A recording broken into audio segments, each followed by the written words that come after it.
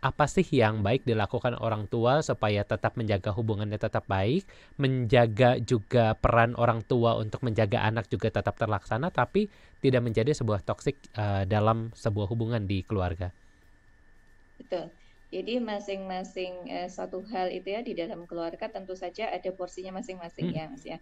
Jadi tadi kalau ada peran, peran itu ada kewajiban, mm, kemudian ada hak gitu ya. mm, Nah, tugasnya apa sih gitu ya? Memang misalnya tadi sebagai ibu terhadap anak. Oh, mm, ada tanggung jawab untuk mendidik anak. Kemudian pastinya juga akan mengingatkan ya, membersamai, membimbing. mm, mm, Kok anak saya ini ya pegang HP terus. mm, Tentu saja kan juga perlu butuh diarahkan mm, juga gitu mm. ya.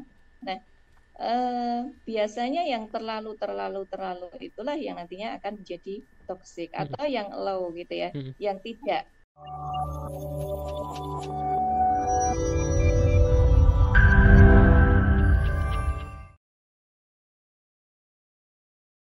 Soal komunikasi, bagaimana komunikasi ini ternyata menjadi satu hal yang penting untuk bisa menghindari adanya toxic relationships dalam keluarga. Nah, seperti kita tahu juga tidak semua keluarga punya pola komunikasi yang baik, Mbak Ismi, dalam keluarga mereka. Ada yang jaim, malu-malu seperti itu ya, tidak terbuka satu sama lain. Ada juga beberapa keluarga yang kelihatannya ngomongin soal pacaran, ngomongin soal hal-hal yang agak memalukan dalam keluarga itu menjadi hal yang wajar, menjadi safe place mereka. Nah, ini kan setiap keluarga punya profil yang berbeda-beda. Seperti apa sih sebenarnya standar kewajaran yang dimiliki oleh setiap keluarga untuk bisa berkomunikasi satu sama lain? Ya, baik Mas Han. Jadi tentu saja disesuaikan dengan kondisi masing-masing keluarga ya. Jadi Mm-mm, tidak ada protap atau idealismenya mm-mm, komunikasi harus seperti ini gitu mm-mm, ya. mm-mm. Misalnya nih idealnya kan setiap anggota keluarga bisa berkomunikasi. Namun Betul. ketika salah satu harus berdomisili tidak satu atap gitu Mm-mm, ya mm-mm, atau LDR, ada yang tadi ada yang kuliah di mm-mm, mana, kemudian mungkin juga antar pasangan yang hidup di atap yang berbeda gitu ya, mm-mm, kerja mm-mm, di luar kota atau justru di luar pulau. Nah, mm-mm, tentu saja mau tidak mau harus menyesuaikan nih cara komunikasinya seperti apa gitu ya. mm-mm, Kalau mau idealis gitu ya, ketika berkomunikasi antara satu ya, misalnya mm-mm. saya atau kita ya dengan anggota keluarga yang lain, dengan Ya, pasangan atau anak gitu kan bagusnya face to face nih, kita betul. lihat wajahnya, Mm-mm, kemudian mungkin kalau anak itu akan terasa disayangi itu mm-mm, dengan dipegang pundaknya mm-mm, mm-mm, ya atau mm-mm, ada kontak fisik nah mm-mm, seperti itu. Tapi mm-mm. kan itu tidak bisa terjadi ketika jaraknya jauh. Nah, Betul. makanya ini kalau kalau ditinjau dari temanya era digital itu Mm-mm, maka teknologi akan sangat membantu seperti mm-mm, ini via Zoom seperti itu. Kemudian ada voice note yang mm-mm, mungkin hal-hal yang misalnya bisa dilakukan ketika ketemu langsung itu ya mm-mm, nggak bisa mm-mm. dilakukan ketika jarak jauh maka bisa diupayakan bagaimana triknya seperti itu. Namun bahasa tentu saja tetap ya gitu Mm-mm, ya bagaimana berkomunikasi yang baik, mm-mm, seni mm-mm, mendengarkan seperti itu harus tetap dimiliki nih mm-mm. bagi anggota keluarga sehingga tidak akan tadi terjadi toksik di sana. Baik, Ibu Ismi, ini memang di dunia digital seperti ini kita nggak bisa jauh-jauh dari yang namanya gadget, Bu Ismi. Sekarang kita tahu anak-anak juga ini sudah sangat pandai bermain dengan gadget mereka seperti itu. Ada beberapa orang tua juga yang memang sudah memberikan gadget kepada anak dari sedini mungkin gitu ya. Alasannya supaya tidak mengganggu orang tua, supaya tidak ribut, supaya tidak nangis seperti itu ya dikasih gadget entah untuk nonton, entah untuk bermain game dan juga hal sebagainya.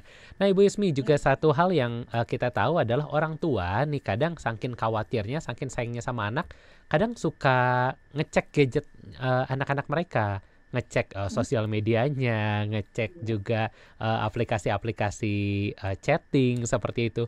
Nah, apakah seperti ini bisa dikatakan toxic parenting atau sebenarnya apa sih yang baik dilakukan orang tua supaya tetap menjaga hubungannya tetap baik, menjaga juga peran orang tua untuk menjaga anak juga tetap terlaksana, tapi tidak menjadi sebuah toksik dalam sebuah hubungan di keluarga. Betul. Jadi masing-masing suatu hal itu ya di dalam keluarga tentu saja ada porsinya masing-masing Hmm, ya Mas ya. Jadi tadi kalau ada peran itu ada kewajiban, hmm, kemudian ada hak gitu ya. hmm, Nah tugasnya apa sih gitu ya? Memang misalnya tadi sebagai ibu terhadap anak, oh hmm, ada tanggung jawab untuk mendidik anak. Kemudian pastinya juga akan mengingatkan ya, membersamai, membimbing. hmm, hmm, Kok anak saya ini ya pegang HP terus, hmm, tentu saja kan juga butuh diarahkan hmm, juga gitu hmm, ya.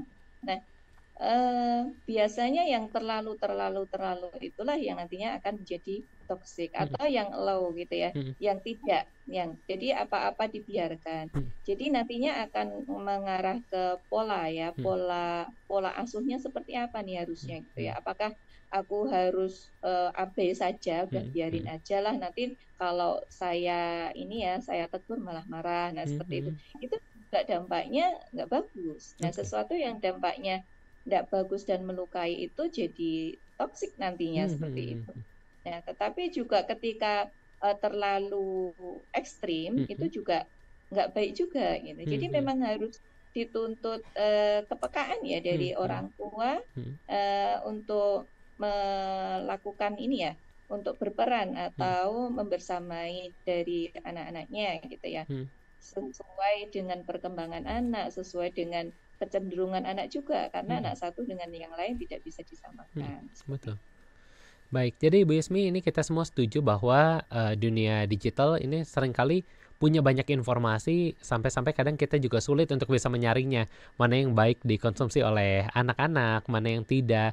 Nah, sejauh mana orang tua ini bisa mengkontrol apa yang anak-anak kita konsumsi di gadget mereka, Bu Yasmi, dan adakah cara-cara yang lebih baik untuk kita bisa dalam tanda kutip menjaga relasi kita agar tetap sehat? Apakah kita harus izin terlebih dahulu pada si anak? Atau seperti apa sih cara-cara seorang tua gitu ya untuk bisa melakukan kontrol pada pemakaian gadget pada anak mereka? Iya, baik Mas An.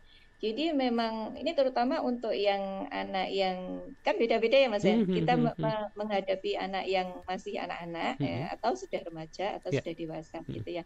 Jadi pendidikan tetap harus diberikan kepada anak gitu ya. hmm, Eh, Ketika anak melakukan suatu kesalahan, hmm, kesalahan ini bisa jadi anak tidak tahu atau hmm, bisa jadi keinginan orang tua yang tidak terpenuhi dari hmm, perilaku anak. hmm, Sehingga salah satunya nanti akan kena teguran, hmm, akan kena hukuman. Gitu. hmm, Nah, untuk mengurangi hal tersebut bisa diantisipasi dengan diskusi gitu ya. hmm, Ada satu satu diskusi atau komitmen yang mungkin bisa disusun bersama hmm, antara orang tua dan anak. Di ada ketentuan nih harus main HP itu berapa lama hmm, gitu hmm, ya. hmm, Bukanya apa saja toh gitulah. hmm. Kenapa ini nggak boleh dibuka? Nah, diterangkanlah di situ. Oke, Kadang-kadang orang tua melarang tapi nggak menjelaskan ya kenapa toh gitu. iya, iya, iya. Yang duluan emosinya, Hmm, hmm, marahnya. hmm, Akhirnya anak juga akan menanggapinya dengan emosi gitu. hmm, hmm, Seperti itu. Jadi bikin bikin kesepakatan dulu